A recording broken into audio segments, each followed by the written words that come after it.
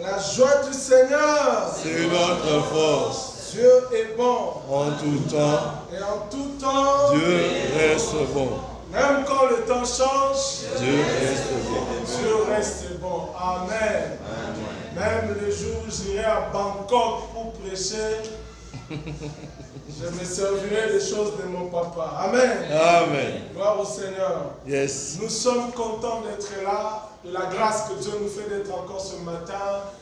Et comme vous le savez, pour ceux qui étaient là depuis hier, nous sommes en train de parler de ce qu'un jour peut enfanter. Amen. J'aimerais dire aussi merci à la coordination encore une fois pour nous avoir choisi pour apporter la parole à la dévotion matinale de ce matin. Alléluia. Amen. Depuis hier, nous étions en train de parler de ce qu'un jour peut enfanter. Nous tirons notre thème de Proverbe 27, le verset 1er qui dit « Ne te vante pas du lendemain car tu ne sais pas ce qu'un jour peut enfanter. » Nous cessons de le dire, le lendemain des choses. Mais nous nous attendons d'abord à ce que le jour d'aujourd'hui peut donner. Amen. Et c'est comme ça que chaque jour nous avons quelque chose que le jour enfante. Si Dieu parle et dit que tu ne sais pas ce qu'un jour peut enfanter, ça veut dire que le jour enfante.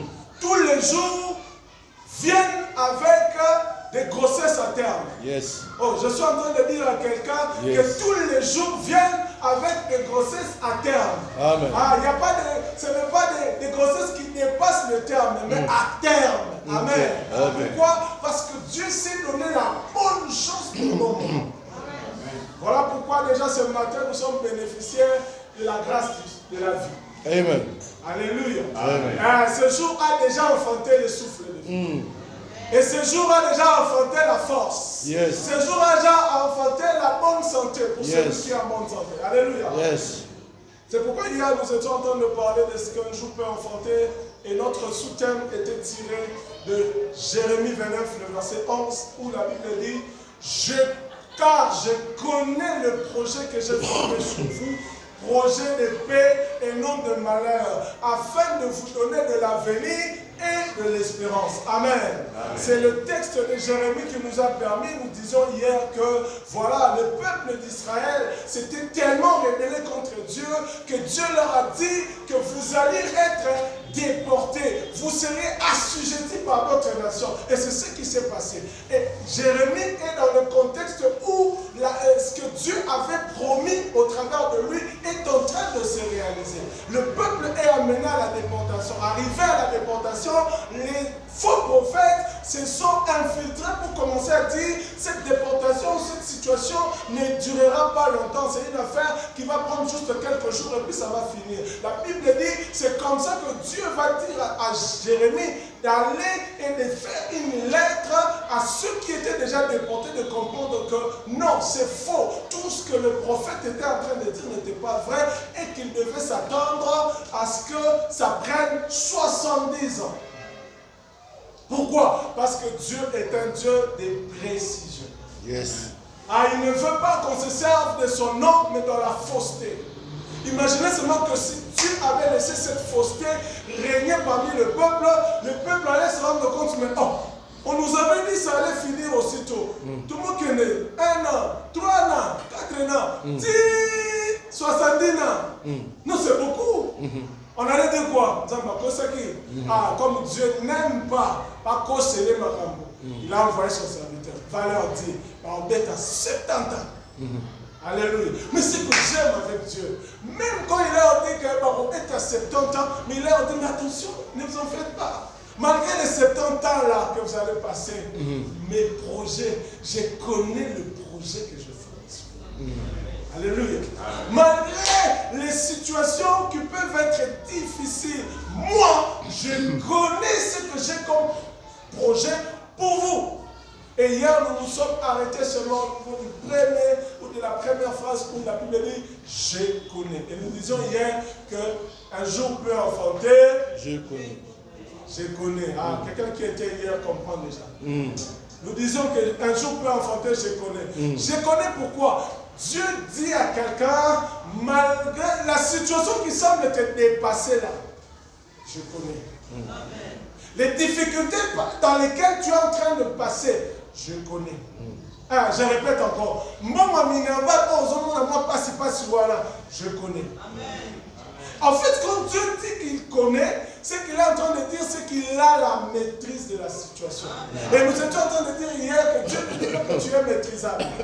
Non, Dieu ne dit pas que cette situation est maîtrisable. Mais Dieu dit que la situation est maîtrisée. Alléluia. Yes. Ah, la situation est maîtrisée. Celui qui dit maîtrisé et maîtrisable, ce n'est pas la même chose. Je le disais hier, tu peux dire de quelqu'un qu'il est maîtrisable, mais on maîtrisé est petit. Mais quand tu dis que tu es maîtrisé, ça veut dire que la personne reconnaît que, ah, très beau. Amen. Amen. Voilà un peu en gros ce que nous avons dit hier. Et nous voulons continuer dans la même pensée. Nous disons ce qu'un jour peut enfanter, je connais. Oui, hier nous étions en train de dire qu'un jour peut enfanter, Dieu qui voit le problème, qui te dit que je connais, j'ai la maîtrise, je suis en train de m'occuper de ton problème, c'est bien. Mais laissez-moi ouvrir un point. Ensuite, nous prenons le deuxième point et puis nous allons prier. Le premier point que j'aimerais ouvrir ce matin, c'est par rapport à toujours, Dieu dit, je connais, mais je connais ton comportement. Alléluia.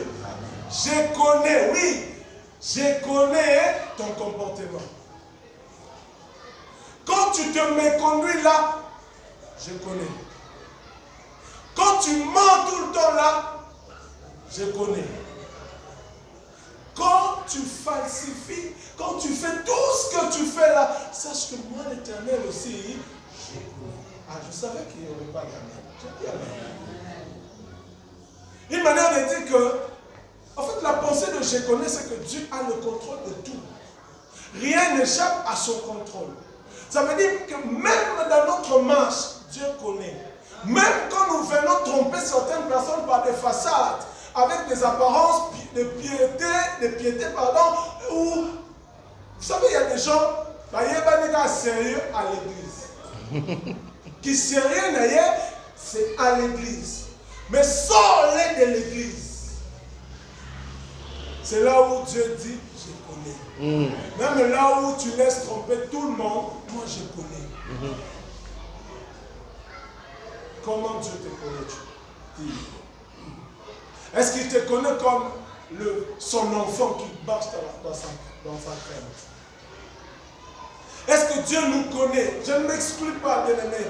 Des fois, quand nous parlons ici, nous avons l'impression d'être en dehors. Non, je suis concerné par ce que je suis en train de parler. Quand Dieu dit qu'il me connaît, quand il dit je connais là, qu'est-ce qu'il connaît de moi? Est-ce qu'il connaît de moi de bonnes choses? Ou bien il connaît de moi toutes ces mauvaises choses qu'on peut... Vous savez, les hommes peuvent avoir une lecture de nous. Mais Dieu a une décision de nous. Il y a une différence entre celui qui lit et celui qui précise. On peut faire une lecture et la faire de la mauvaise manière. Arriver à de mauvaises conclusions. Mais Dieu ne se trompe pas dans ses conclusions. Pourquoi? Parce qu'il connaît toutes choses. Un jour peut enfanter, je connais. Ce matin, par ce premier point, j'aimerais nous interpeller en commençant par moi-même, à veiller à ce que Dieu, quand il dira je connais, qu'il dise de nous que je connais que tu marches droitement. Alléluia. Amen. Je connais qu'il n'y a pas un homme comme lui, qui s'appelait Job. La Bible parle de lui en témoignage. Alléluia. Amen. Alors, voici le deuxième point que je voudrais aborder ce matin. C'est par rapport à qu'est-ce que Dieu connaît. La Bible dit que je connais les projets que j'ai formés sur vous. Alors, je suis en train de dire à quelqu'un que Dieu n'a que des projets de paix pour nous. Alléluia. Yes. Ce que j'aime avec Dieu, il ne dit pas que je connais un projet que j'ai. Non. La Bible dit je connais les projets. Lisons. Peut-être en lisant, nous allons voir vraiment Jérémie 29, le verset 11. Jérémie 29, le verset 11. Quelqu'un y est? Ok. Quelqu'un peut nous lire ça, s'il vous plaît? Car je connais le projet que j'ai formé sur vous, dit l'Éternel, projet de paix et non de malheur, afin de vous donner un avenir et de l'espérance. Amen.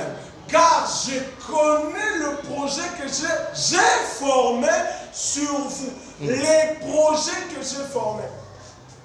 Dieu m'envoie dire à quelqu'un que Dieu, il a des projets pour chacune de nos vies.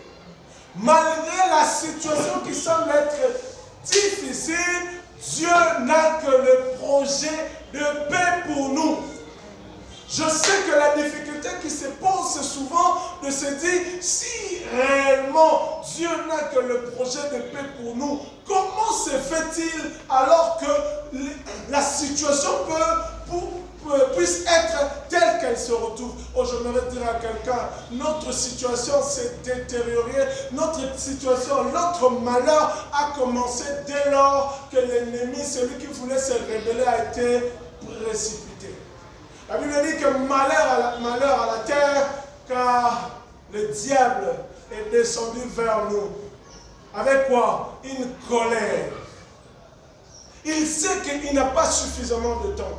Alors il est très déterminé à nuire.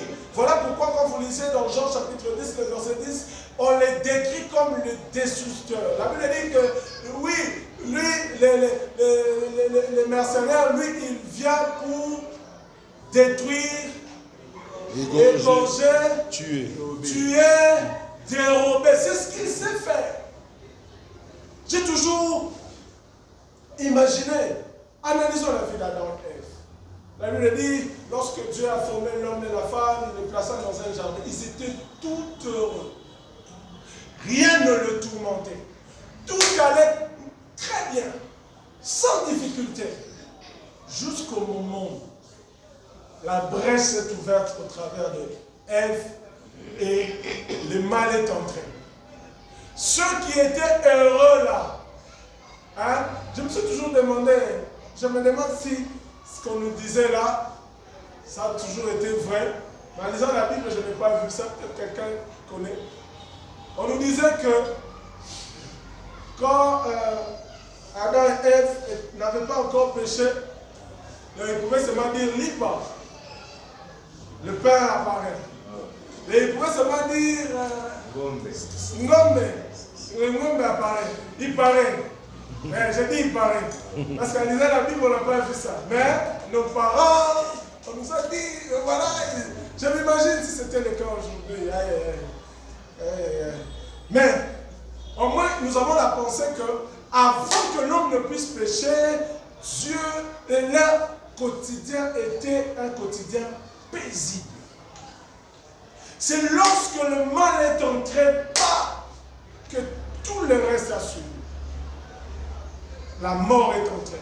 Et comme la mort est le summum de la conclusion du péché, il commence d'abord par la souffrance. C'est donc ainsi que la souffrance est entrée dans le monde. Alléluia. Mais j'aimerais dire à quelqu'un ce matin, quelle que soit la souffrance qui est entrée dans le monde, Dieu n'a que le projet de paix pour nous. Amen. Yes. Quelles que soient les difficultés que nous traversons, Dieu n'a que des projets de paix. Yes. Voilà pourquoi tellement qu'il nous aime et qu'il veut que nous puissions être en paix, il regarde et dit, bon, l'homme que j'ai créé, l'homme pour qui j'ai placé tout ce qu'il fallait pour qu'il soit heureux, malheureusement il s'est rebellé contre moi. Mais comme je l'aime, je l'envoie mon fils, mon propre fils, afin que celui-ci meure pour lui et que quiconque va maintenant invoquer le nom de mon fils, quiconque va appartenir à mon fils, quiconque recevra mon fils comme Seigneur et Sauveur, qu'il soit en paix. Amen. Alléluia. Amen. Afin que le projet de paix que j'ai pour l'homme puisse s'accomplir. Dieu regarde, il envoie son fils, Jésus. Le projet de paix de Dieu, qu'est-ce que je voulais dire? Les problèmes que nous rencontrons n'excluent pas, n'effacent pas le projet de paix de Dieu pour nous. Oui. Si nous vivons ce que nous vivons de manière, tout ce que nous vivons qui semble nous déranger, c'est dans les projets de l'ennemi contre nous. Mais regardez comment Dieu est bon. Il s'arrange à ce que, même quand c'est l'ennemi qui essaie de détruire ou de perturber son plan, ses projets de paix pour nous, il vient, il dit, toutes choses concourent au bien de ceux qui aiment Dieu. Ça veut dire, même derrière le plan de celui qui détruit, Dieu sait comment maintenir ses projets de paix. Oh, est-ce que je parle à quelqu'un? Même dans le projet du destructeur là, pour dérober, détruire, Dieu sait comment maintenir ses projets de paix pour nous. Vous allez vous rendre compte de la vie de plusieurs dans la Bible. Je prendrai Joseph par exemple. Pour le diable, il a vu, vous savez, le diable, c'est quelqu'un qui sait, il connaît très bien l'astrologie et tout ce qui va avec, il connaît ces choses-là. Quand Joseph a vu ses songes, ses rêves et tout ça, le diable a de l'expérience.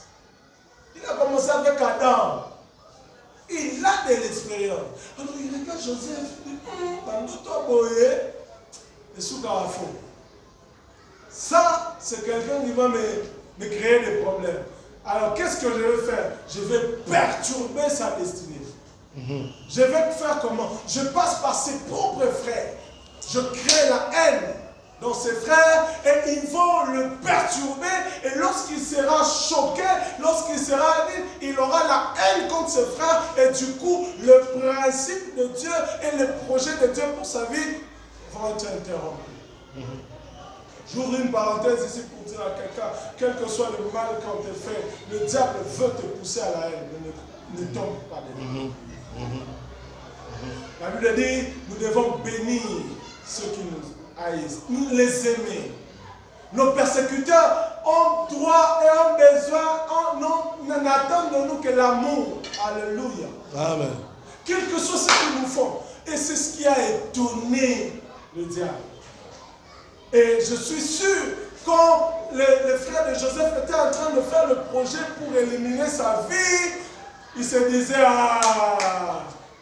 Nazui, mais j'aime quand c'est lui qui tient nos destinées. Nous le disions hier, puisqu'il ne dort ni ne sommeille pour veiller sur nos vies, il savait que quel que soit leur projet, Joseph, sa destinée et le projet de paix qu'il avait pour Joseph allait s'accomplir. Amen. Amen. Et c'est ce que nous avons vu.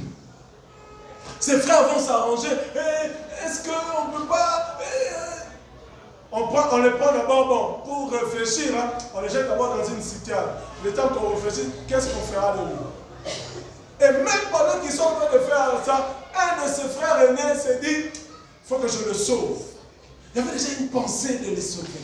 Mais Dieu, le gars, il dit, non, j'ai un projet, j'ai des projets contre lui, pour lui.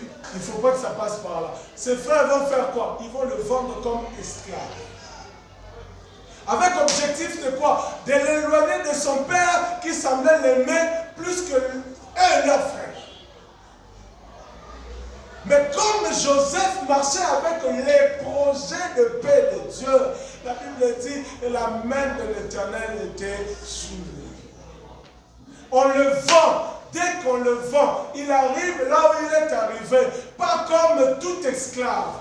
Mais il arrive là, puisqu'il avait la grâce de Dieu sur lui, la Bible dit qu'il a trouvé grâce auprès de Potiphar. Vous voyez comment le projet de paix est en train d'agir. L'ennemi est en train de vouloir... Vous savez, il faut lire la traite de noir pour comprendre ce que c'était l'esclavage. Comment ces gens-là, même en lisant la Bible, quand vous lisez le droit de maître et tout ça sur les esclaves, c'était pénible. Mais dans le projet d'amener Joseph à s'éloigner du projet de Dieu, Dieu a trouvé le moyen de maintenir Joseph dans ses projets. Il a trouvé grâce et la grâce l'a suivi, l'a poursuivi. Vous connaissez l'histoire. Pourquoi? Parce que Dieu n'a que des projets de paix pour nous. Et derrière le mauvais projet de l'ennemi, Dieu s'arrange pour nous donner la victoire. Ah, j'aime ce passage. La Bible dit, gloire soit rendue à Dieu qui nous fait toujours triompher. Gloire soit rendue à Dieu qui nous fait toujours triompher en Christ. Pourquoi? Parce qu'il n'a que le projet de paix pour nous. Même quand l'ennemi veut nous amener, nous éloigner du projet de paix, il veut faire ce qu'il veut faire. Lui, il s'arrange de nous donner le triomphe toujours. Yes. Alléluia. Amen. Le projet de paix, ce n'est pas un slogan. Nous l'avons lu hier. Nous avons parlé de Philippiens 4, 6 à 7. Le verset 6, la Bible dit, ne vous inquiétez de rien, mais en toute chose faites connaître à Dieu vos besoins par des prières et des supplications avec des actions de grâce. Et j'aime le verset 7, la Bible dit, et la paix de Dieu qui surpasse toute intelligence. La qualité de la paix que Dieu donne, c'est différent de la paix que peut donner toute autre chose ou toute autre organisation. Amen. Amen. Une paix qui surpasse toute intelligence. Et dans le projet de Dieu pour nous, c'est cette paix-là qui nous. Voilà pourquoi nous qui sommes en Jésus, même quand ça ne va pas, tout le monde vient. Oh, là,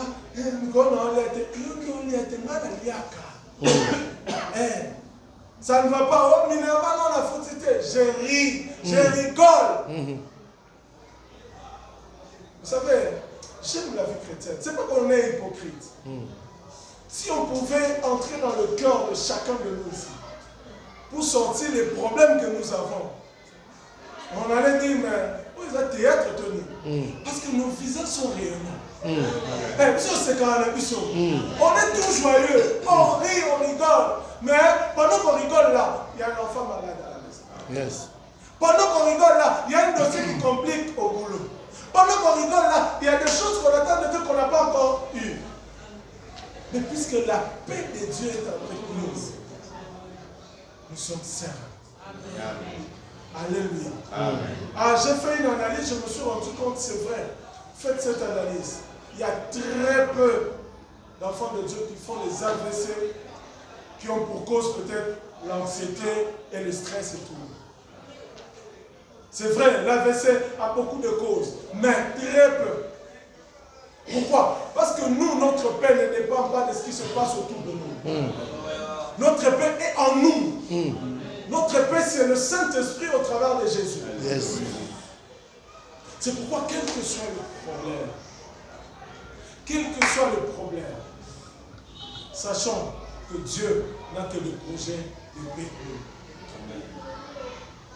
Quelles que soient les difficultés, sachant que Jésus n'a que le projet de paix pour nous. Le mariage qui semble se compliquer, Dieu n'a que le projet de paix. Ah, j'aime ce passage de 1 Corinthiens chapitre 10, le verset 11, la Bible dit, ces choses leur sont arrivées pour nous servir d'exemple. Si ces choses leur sont arrivées pour nous servir d'exemple, donc il y a des choses qui nous arrivent à nous aussi pour que cela serve d'exemple aux autres. Comment on saura que Dieu donne le mariage même à l'écart s'il n'y a pas une sœur célibataire qui a attendu le mariage jusqu'à un certain moment et puis nous avons appelé ça une maman à mariage. Et aujourd'hui, elle est une bénédiction pour celles qui traversent la même chose. Amen. Comment on saura que Dieu guérit même la maladie la plus incurable s'il n'y a pas quelqu'un aussi qui traverse, qui passe par des maladies? Si quelqu'un est ici en train de traverser peut-être une période de trouble, j'aimerais dire à quelqu'un, Dieu veut que tu sois un témoignage. Amen. Dieu, vous savez ce que j'aime avec Dieu? Il a agi dans la Bible, mais il n'est pas resté dans la Bible. Il agit jusqu'aujourd'hui. Si nous sommes là, nous qui sommes ici, c'est parce qu'il agit. Chacun de nous ici a des témoignages, je ne dis pas un témoignage, des témoignages. Nous l'aimons, c'est vrai, mais c'est parce qu'il fait aussi beaucoup. On a compris que ça, lui, j'aime bien. Oh non, mais vous aussi. S'il était killer,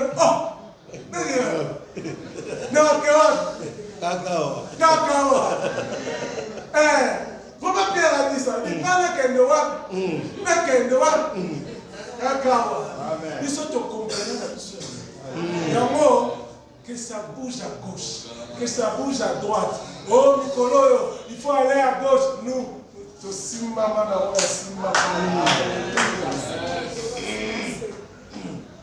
on va s'agiter pourquoi?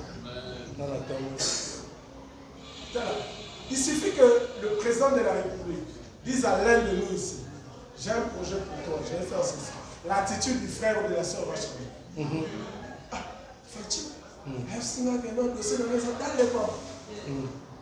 Frère, non, tu vas bien être, mais tu vas me appeler moi Paulette.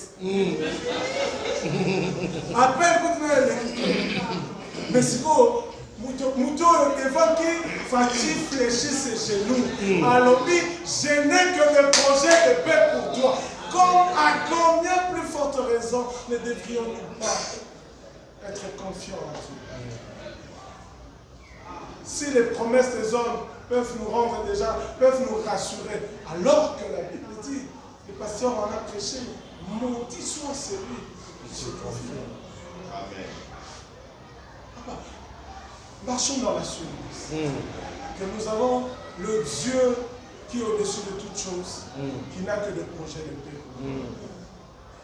Son souhait. J'aime quand vous lisez dans Actes 10, la Bible dit Jésus allait de lieu en lieu faisant du bien. Il ne savait pas faire autre chose, Jésus. Son objectif c'était faire du bien. Jésus ne sait que faire du bien. Et Jésus, pour nous vivre, ne sait que faire du bien. Même si le mal est en train de vouloir prendre place, nous savons que c'est projet de paix.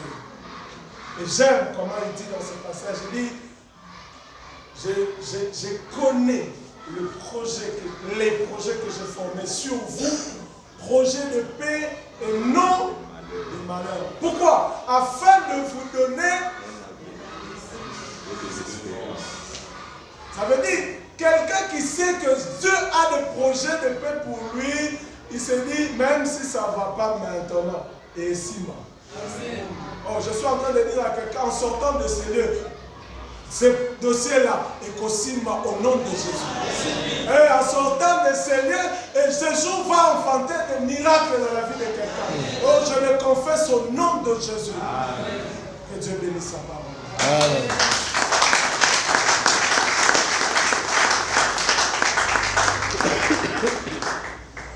Quel est le problème qui vous tourmente, mon frère, ma soeur, ce matin? J'aimerais que quelqu'un se rappelle que Dieu est au contrôle de tout. Quelqu'un se rappelle que Dieu n'a que des projets de paix pour lui. Lève le main vers le ciel, je te donne.